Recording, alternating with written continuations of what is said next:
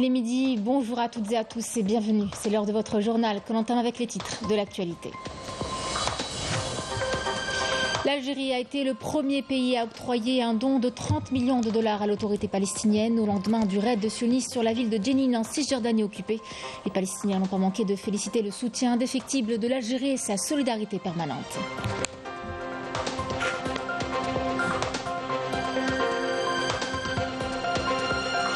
Nous nous intéresserons aussi à la levée de gel sur les investissements du côté de Msila où un assainissement du foncier industriel a été mis en œuvre avant d'évoquer l'octroi de permis d'exploitation pour le secteur hôtelier dans la wilaya d'Alger, de quoi promouvoir la destination Algérie.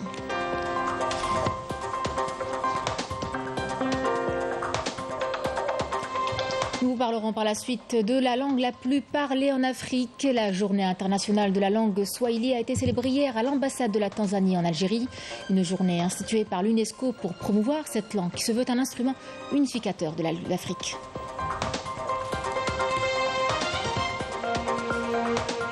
Et puis nous reviendrons ce midi sur les Jeux sportifs arabes 2023 et la journée d'hier marquée par la distinction de plusieurs athlètes algériens. Des médailles ont été remportées dans plusieurs disciplines. Une troisième journée plutôt fructueuse. Le bilan dans quelques instants. Mesdames, Messieurs, bienvenue à vous. Je vous en parlais en titre au lendemain du raid des forces d'occupation sionistes sur la ville de Jenin en Cisjordanie occupée et de son camp de réfugiés. L'Algérie a été le premier pays à octroyer un don de 30 millions de dollars à l'autorité palestinienne. Ce projet de reconstruction vient à point nommé puisqu'il redonnera vie à la région. Les Palestiniens n'ont pas manqué en tout cas de féliciter le soutien indéfectible de l'Algérie en toutes circonstances et sa solidarité permanente avec la lutte de leur peuple. Emel Bouarba.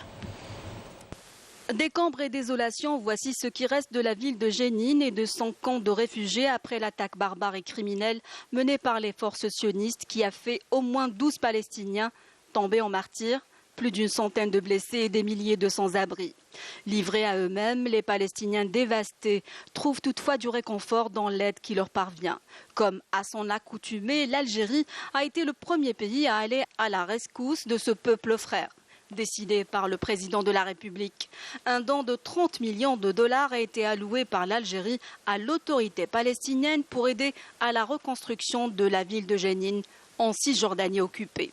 Une aide largement saluée par les Palestiniens qui mettent en avant le soutien indéfectible de l'Algérie au peuple palestinien en toutes circonstances. Nous avons résisté au raid sioniste qui a duré 48 heures. Nous sommes habitués à ces agressions sionistes à chaque fois. Le camp de Jenin résiste et sort vainqueur. C'est le cas notamment en 2002 où nous avons subi les attaques meurtrières de l'armée sioniste qui ont duré plusieurs jours. Nous tenons à partager ce triomphe avec l'Algérie, le pays du million de martyrs. Merci à l'Algérie pour l'aide octroyée à Jenin. Merci pour tout. En ce jour important, nous présentons nos salutations et nos remerciements au pays frère, l'Algérie, pour l'aide qu'elle nous a apportée et son soutien permanent.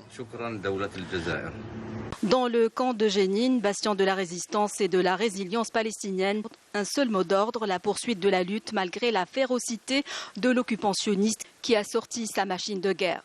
Pour les Palestiniens, dont l'engagement reste inébranlable, la position de l'Algérie dans la défense du peuple palestinien a été de tout temps honorable et constante. Un grand merci à l'Algérie, le pays du million de martyrs, pour son soutien et l'aide octroyée pour la reconstruction de Jenin. Nous saluons nos frères algériens pour leur solidarité. Nous remercions l'État et le peuple algérien pour leur soutien constant qui nous renforce dans la poursuite de la résistance face à l'occupant sioniste.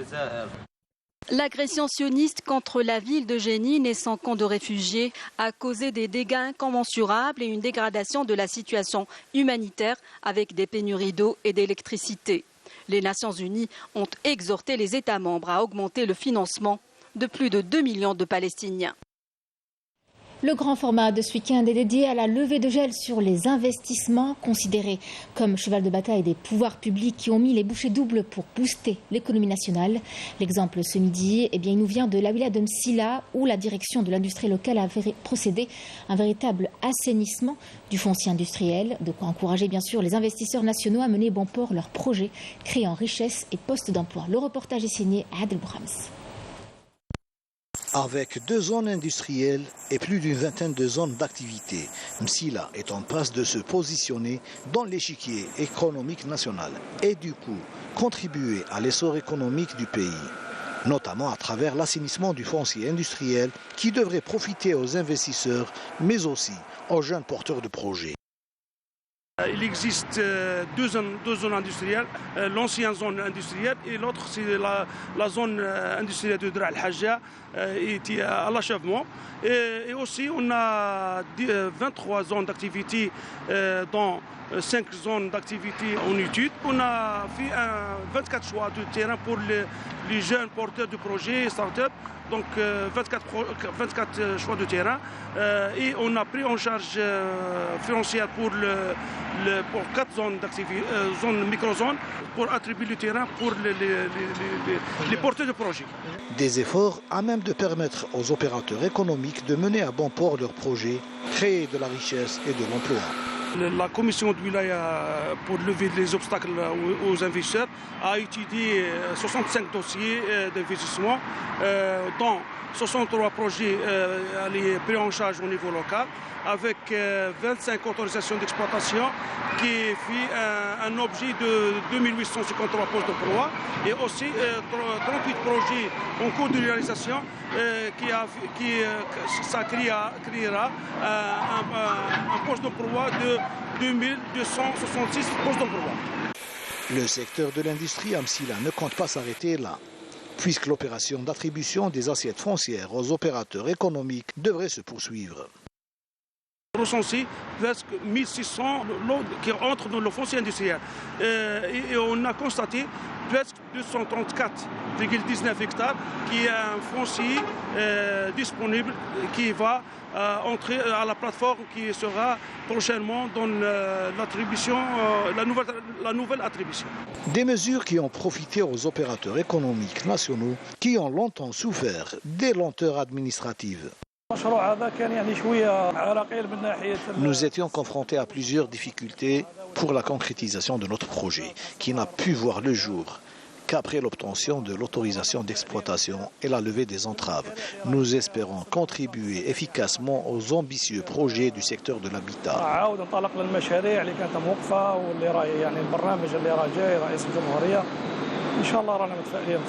La production interne est de 720 000 tonnes an. Et on se base surtout sur la qualité du produit. Pour améliorer la qualité, justement, on a une convention avec l'université de Msila pour essayer d'améliorer toujours cette qualité. Et on fait des essais sur la matière au niveau du CETIM, Boumerdes, pour avoir toujours cette qualité, pour la préserver. C'est une devise sur laquelle on se base, sur la qualité, sur la propreté, et sur la formation de notre personnel.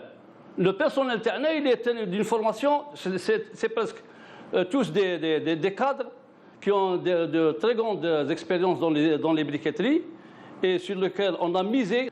Et en fin de compte, tout ce qu'on fait, c'est pour la qualité. Et la preuve, presque nous dominons un peu le marché. Les facilitations accordées à ces investisseurs ont contribué également à la résorption du chômage. Cette usine a permis la création de près de 500 postes d'emploi directs et indirects.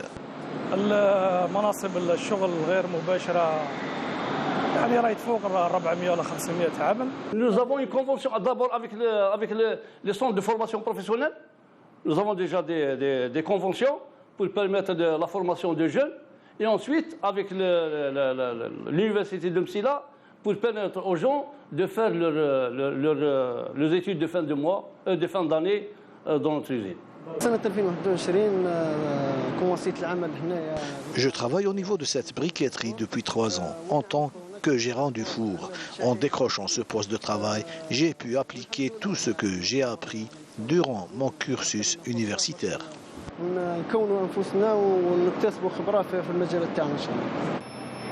Créer de la richesse et de l'emploi en préservant le caractère agropastoral de la région, tout en mettant le cap sur l'investissement industriel. La wilaya de Msila aspire ainsi à se frayer une place de choix dans le tissu économique national.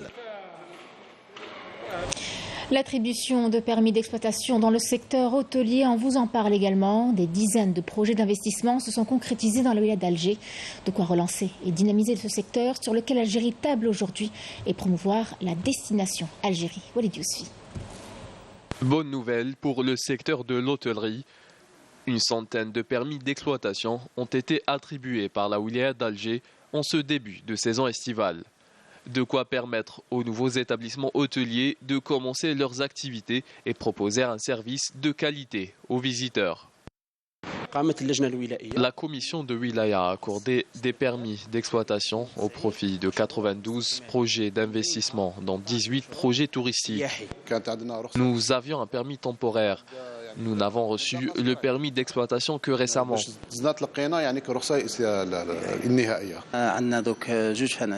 Nous avons 2 hôtels. Nous avons fini les travaux il y a 6 mois et alhamdoulilah, nous n'attendions que le permis d'exploitation pour commencer à travailler. Nous avons pu créer 400 emplois permanents et non permanents. De quoi donner une nouvelle dynamique au secteur de l'emploi et promouvoir par la même occasion la destination Algérie. Depuis quelque temps, de plus en plus d'établissements hôteliers sont créés un peu partout en Algérie. Des bons chefs de cuisine. Nous avons de bons hôtels et un personnel compétent. Ça peut contribuer à développer le tourisme en Algérie.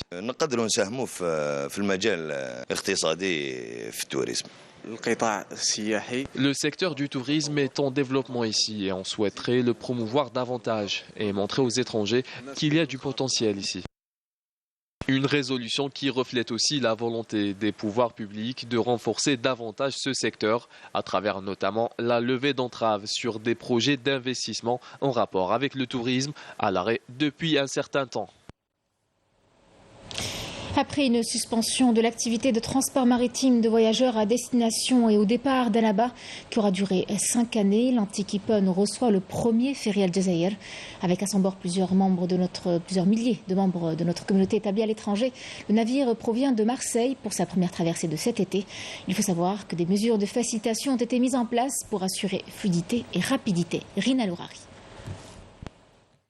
Le nouveau terminal maritime de passagers à Annaba a vu l'arrivée du premier ferry El Jazair 2 en provenance de Marseille. Le ferry transporte à son bord plusieurs milliers de membres de la communauté algérienne établie à l'étranger, venus passer leurs vacances avec leurs familles et leurs proches. Contents de retrouver leur pays, les voyageurs n'ont pas manqué d'exprimer leur joie et satisfaction.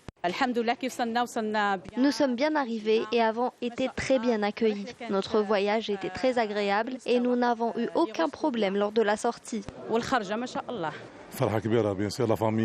Nous sommes très contents de retrouver notre famille. Grâce à cette nouvelle ligne, nous pouvons venir plus souvent passer du temps dans notre pays. Je viens de l'Est et cette nouvelle ligne maritime facilitera mes voyages en Algérie. Désormais, je n'aurai plus à parcourir de longues distances pour rejoindre ma famille. Nous avons été chaleureusement accueillis et le personnel du navire est très serviable. Et pour garantir une meilleure expérience aux passagers, des mesures de facilitation ont été appliquées pour que les formalités administratives se fassent en toute rapidité et efficacité.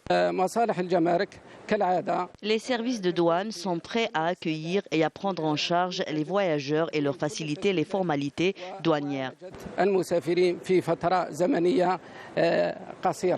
Une nouvelle ligne Annaba-Gênes sera bientôt ouverte, une extension qui marque une avancée significative pour le secteur du transport maritime dans la région. Cela devrait renforcer le rapprochement entre la communauté algérienne à l'étranger et sa patrie. Nous célébrions mercredi dernier le 61e anniversaire de la fête de l'indépendance et du recouvrement de la souveraineté nationale. L'occasion pour nous ce midi de vous parler de ces femmes algériennes qui ont pris part très tôt au combat en assumant une multitude de rôles. Zoom sur la Chahida Ourida Mded, l'une de celles qui ont participé activement à la réussite de la guerre de libération nationale et qui ont sacrifié leur vie par amour de la patrie. Reportage Malika Bellal. Militantes, combattantes, porteuses de messages, agents de renseignement, ces femmes algériennes ont toutes joué un rôle crucial dans la lutte pour l'indépendance de l'Algérie. Leur contribution a été essentielle pour la résistance algérienne contre le colonisateur français. Ourida Mded faisait partie de ces combattantes qui ont sacrifié leur vie pour l'Algérie. C'est dans cette maison entourée des siens que Ourida a décidé de participer à la guerre de libération et devenir agent de liaison alors qu'elle n'avait que 18 ans. Le nom de guerre de Ourida était Meriem. Elle ne connaissait pas bien toutes les ruelles de la Casbah, mais petit à petit, elle a trouvé ses repères. Elle connaissait toutes les ficelles du métier. Elle a travaillé pendant 6 mois avant d'être capturée. À l'époque, j'étais petit, j'avais 5 ans ou 6 ans, mais je me rappelle toujours des marques de torture sur son cou. Ourida Mdad était la première martyre femme à la Casbah. Elle a été torturée et tuée le 29 août 1957. À travers ce petit musée que j'ai créé, j'ai voulu rendre hommage à toutes nos martyrs et moudjahidines, hommes et femmes, qui ont combattu et sacrifié leur vie pour la liberté de l'Algérie.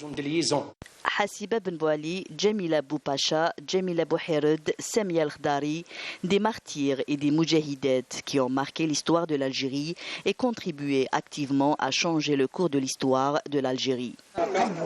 À l'époque déjà, j'entendais parler de Ourida Mdad, mais je ne l'ai jamais rencontré personnellement. Chacune de nous a activé dans sa zone. Aujourd'hui, je suis venue lui rendre hommage à l'occasion du 5 juillet et découvrir le lieu où elle a vécu. Ourida Mdad a donné sa vie pour l'Algérie. Elle était jeune, mais l'amour de la patrie était plus puissant. Aujourd'hui, la nouvelle génération doit connaître les sacrifices de ces hommes et de ces femmes, brutalement torturés, sans pour autant renoncer à leur lutte. Ces femmes martyrs, parmi tant d'autres, incarnent l'esprit de sacrifice et de dévouement pour l'indépendance de l'Algérie. La musique cœur battant de l'Afrique, c'est le nom que l'exposition visible au Musée national du Bardo d'Alger porte. Une exposition dédiée à l'histoire et à l'origine de la musique africaine dans toute sa splendeur et originalité. Nous verrons dans ce reportage des instruments de musique très anciens qui témoignent de la diversité africaine, artistique de Mama Africa. Lamia Boudbouda y était regardée. Dans cette exposition continentale, mettant en valeur la grande variété d'instruments de musique traditionnels des 4 coins du continent. Dans une scénographie basée sur le symbolisme de l'arbre et du cercle de la vie en tant qu'élément de référence, illustrant la richesse et la diversité du patrimoine musical africain. Des instruments datant de plusieurs siècles et allant des instruments avant aux percussions, en passant par les instruments à cordes, fabriqués en bois, cuir ou même terre cuite. Ces instruments reflètent le génie créatif des Africains et la richesse culturelle de ces peuples. Chaque instrument est accompagné d'une fiche technique portant le nom de l'instrument, son nom vernaculaire, l'origine et la matière dont il est fabriqué.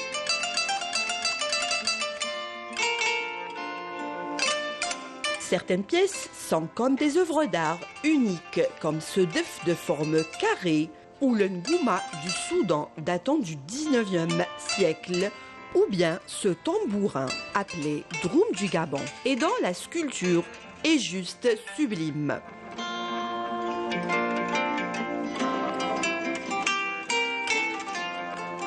Le visiteur pourra voir une exposition photographique représentant des cérémonies où on peut voir les instruments de musique traditionnels illustrant l'impact profond de la musique dans la vie des communautés.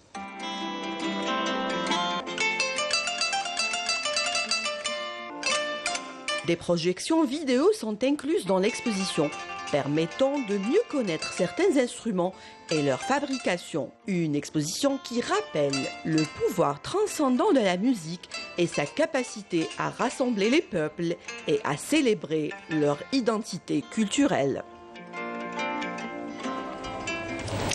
Un legs tout aussi important que celui de la langue la plus parlée en Afrique. La journée internationale de la langue swahili a été célébrée hier à l'ambassade de la Tanzanie en Algérie.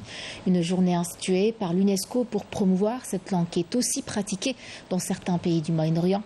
À l'occasion, l'ambassade a annoncé proposer des cours d'apprentissage de swahili gratuitement. Couverture, Majda Diahmoun. Parlé par plus de 200 millions de locuteurs répartis sur une dizaine de pays d'Afrique comme le Mozambique, le Malawi ou encore le Kenya, Le swahili est la langue la plus parlée du continent. Le 23 novembre 2021, l'UNESCO a proclamé le 7 juillet de chaque année Journée internationale de la langue swahili. C'est la deuxième fois que le peuple tanzanien célèbre cette journée mondiale. Et à cette occasion, nous ouvrons nos portes aux Algériens qui accordent beaucoup d'importance à l'apprentissage des langues. Désormais, ils peuvent apprendre la langue swahili gratuitement au niveau de notre ambassade. Le président de la République algérienne insiste sur la coopération interafricaine. Nous espérons que les Algériens viendront nombreux.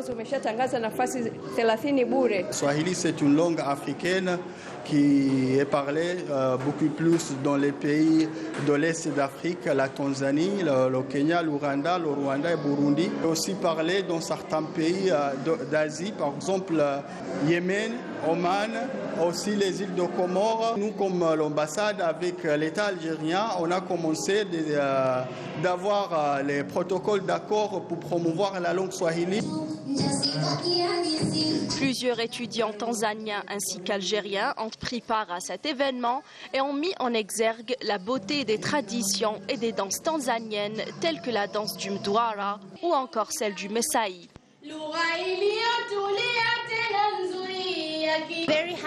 Je suis très heureuse de célébrer cette journée internationale. C'est un privilège pour moi de représenter mon pays à travers nos danses traditionnelles et nos coutumes. Ce qui nous a fait le plus chaud au cœur, c'est de voir les Algériens célébrer et partager ces moments de joie avec nous. Cette journée est très importante pour notre peuple. Elle nous est très chère. Nous avons attendu longtemps pour que ce rêve devienne enfin réalité. Je suis fier de ma langue et de la richesse de notre culture. Adopté comme langue officielle en Tanzanie, le swahili se veut un outil de communication qui unit l'Afrique et qui facilite les échanges à travers le continent et le monde.